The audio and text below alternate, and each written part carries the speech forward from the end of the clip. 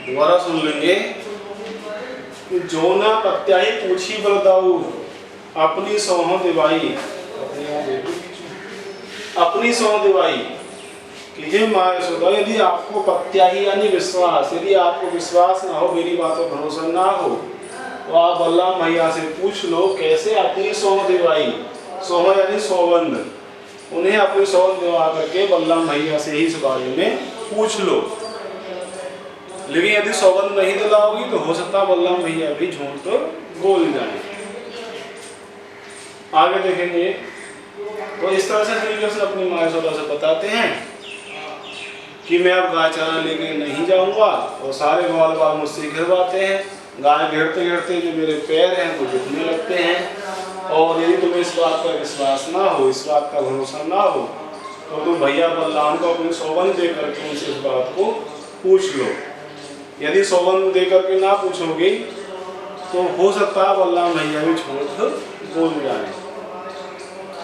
यह सुनी माई यशोदा ग्वालिन, तो यह सुनी अर्थ आप समझ लेंगे अपने आप ही। यह सुनी यानी यह सुन करके, ऐसी बातें सुन करके, इन बातों को सुन करके माई यशोदा यानी माता यशोदा, ग्वालिनी यानी ग्वाल वालों को क्या करती हैं, गारी देत रिसाई, गाली यानी गालियां देती हैं, गाली देती, गालियां देते, रिसाई, रिसाई शब्द का अर्थ है क्रोध में, गुस्से में। रिसाई का अर्थ क्रोध या गुस्सा। तो यह बातें सुन करके श्री कृष्ण की, बालक कृष्ण ये बातें सुन करके, और जो माता यशोदा हैं वो रिसाई क्रोध में आकर, गुस्से में आकर के, और ग्वाल वालों क्या है, गालियां देती हैं। होता ही है, बच्चा बड़ा प्यारा होता है माँ के लिए। यदि वो कहीं से परेशान दुखी है, वो शिकायत करता है किसी की, तो माँ को क्रोध भी आता है, भला बुराई को दूसरों को कह देती है। वैसे ही यशोदा जी भी श्री कृष्ण की बातों को सुन करके ग्वाल वालों को गालियां देती है।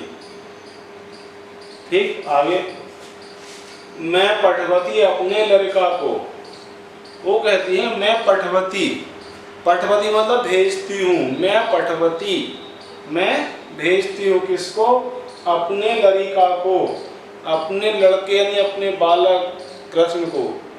तो मैं पठवती अपने लड़का को, मैं भेजती हूँ अपने पुत्र श्री कृष्ण को, मैं तो अपने बालक कृष्ण को इसलिए भेजती हूँ, किस लिए, आवे मन बहराई, आवे यानी आ जाए, मन बहराई मन बहरा करके। तो मैं तो बालक अपने बेटे श्री कृष्ण को इसलिए ग्वाल वालों के साथ भेज देती हूँ गाय चराने के लिए कि वन में जाए, और वन में थोड़ा घूम फिर करके, और आवे मन बहराई, अपना मन बहला करके, अपना मनोरंजन कर करके, और वहाँ से आ जाए। तो मैं तो अपने बालक केवल घूमने के लिए, ग्वाल वालों के साथ मन बहलाने के लिए भेजती हूँ। लेकिन ये क्या करते हैं, ये तो उससे अपनी गायों को घिरवाते हैं। सूर श्याम मेरोवती बालक, सूरदास जी कहते हैं कि यह माँ यशोदा अंत में कहती है, श्री कृष्ण से कहती है इन बातों सुन करके, श्याम मेरोवती बालक, कि मेरा जो श्याम है, मेरा जो कृष्ण है, वो क्या है, अति बालक। बालक आप समझते हैं जैसे आप बालक हैं, अति का मतलब है छोटा सा बालक। तो सूर श्याम मेरो अति बालक, यशोदा कहती मेरा श्री कृष्ण तो बहुत छोटा सा बालक है, अभी छोटा ही बच्चा है, अभी है ही कितना बड़ा, तो मेरा तो बहुत छोटा बालक है कृष्ण। और मारता ही रिंगाई, और जो ग्वाल वालों छोटे से बालक से गायों को घिरवाते हैं, उसे दिन भर भगाते फिरते हैं, और लगता है मारता ही रिंगाई, उसको मार देंगे यानी दुखी कर देंगे, परेशान कर देंगे। ताही उसको रिंगाई, रिंगाई माने रिंगा रिंगा कर, रिंगा रिंगा कर, दौड़ा दौड़ा कर, दौड़ा दौड़ा करके उसे क्या करेंगे, मार देंगे, अर्थात परेशान कर देंगे। दोबारा देख लेंगे। श्री कृष्ण अपनी माता यशोदा से कहते हैं, हे माँ, अब मैं गाय को नहीं चराऊंगा, सारे ग्वाल मुझसे अपनी गाय को घिरवाते हैं, और उनकी गाय घेरते घेरते मेरे पैर दुखने लगते हैं। यदि तुम्हें विश्वास ना हो तो तुम बलराम भैया को अपनी सौगंध दे करके उनसे इस बात को पूछ लो। बालक कृष्ण की ये बातें सुन करके माता यशोदा को क्रोध आता है, वो क्रोध में ग्वाल वालों को गालियां देती हैं, भला बुरा कहती हैं, और वो कहती है कि मैं तो अपने बालक, अपने बेटे श्री कृष्ण को और इसलिए भेजती हूँ वन में, को जा करके मन बहला करके थोड़ा घूम फिर करके और वापस आ जाएगा, इसलिए भेज देती हूँ। लेकिन वहाँ तो बाल बाल सारा काम इसी से कराते हैं, बाल बाल इसको गायब करवाती है अपनी। तो वो कह देती है कि मेरा तो श्री कृष्ण तो बहुत छोटा बालक है, अभी बहुत छोटा है, और लगता है ये जो बाल बाल हैं ये उसको दौड़ा दौड़ा करके और लगता मार देंगे, अर्थात उसको दुखी या परेशान कर देंगे। तो ये हमने पद्यांश पढ़ा, बहुत ही सुंदर पद्यांश, जिसमें बाल लीलाओं का बहुत अच्छा वर्णन श्री कृष्ण की, किस तरह से वो गाय चराने जाते हैं, किस तरह से दुखी होकर फिर गाय चराने से मना कर देते हैं, ग्वाल वालों की किस तरह से वो शिकायत माता से करते हैं। ऐसा बहुत सुंदर सा पद्यांश हमने पढ़ा। अब लिखते हैं इस पद्यांश की व्याख्या। तो पहले आप लिखेंगे संदर्भ, जो मैंने यहाँ पर लिखा हुआ है संदर्भ। तो आप संकेत लिख लें पहले, संकेत पहले सब लिखे हुए, दो मैया हो बाहर के दो सब ताही रिंगाई। तो पहले आप संकेत लिखिए।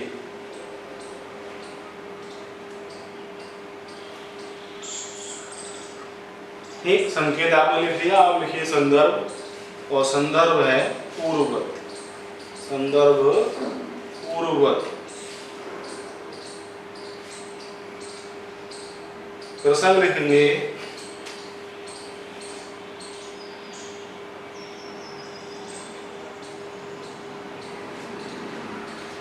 प्रसंग लिखेंगे प्रस्तुत पंक्तियों में, प्रस्तुत पंक्तियों में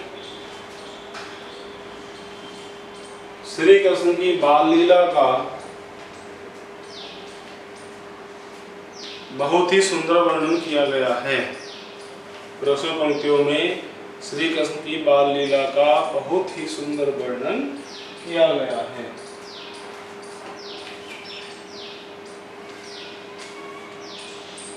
अगला हेडिंग लिखेंगे व्याख्या। व्याख्या लिखेंगे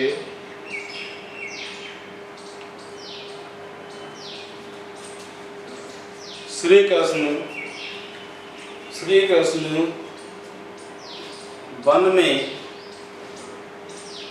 ग्वाल वालों के द्वारा, श्री कृष्ण वन में ग्वाल वालों के द्वारा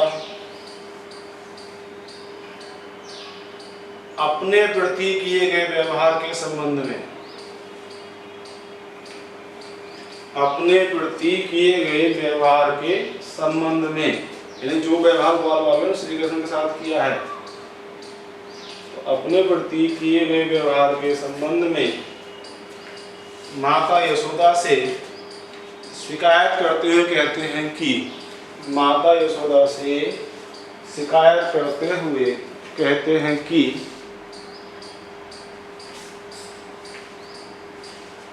माता यशोदा से शिकायत करते हुए कहते हैं कि हे माता, कहते हैं कि हे माता, वही हे माता लिख के चिन्ह लगाना आपको, हे माता संबोधन चिन्ह लगाना है। कहते हैं कि हे माता,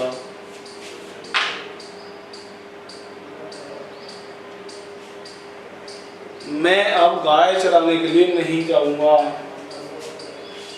कहते हैं कि हे माता, मैं अब गाय चराने के लिए नहीं जाऊंगा।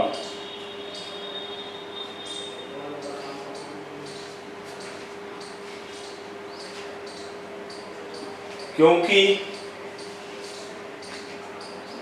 गोकुल के सारे ग्वालवाल, क्योंकि गोकुल के सारे ग्वालवाल मुझसे ही अपनी गायों को घिरवाते हैं।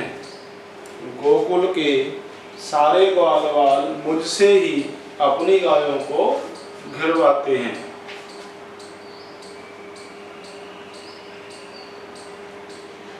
जिसके कारण मेरे पैर दुखने लगते हैं। पराई यानी दुखना, जिसके कारण मेरे पैर दुखने लगते हैं।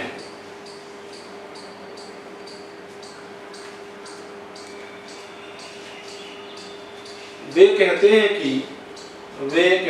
कि यदि तुम्हें मेरी बातों पर विश्वास ना हो, प्रत्याही विश्वास या भरोसा, यदि तुम्हें मेरी बातों पर विश्वास ना हो तो अपनी सौगंध दिलाकर या अपनी कसम देकर, तो अपनी सौगंध दिलाकर या अपनी कसम देकर बलराम भैया से ही पूछ लो, बलराम भैया से ही पूछ लो।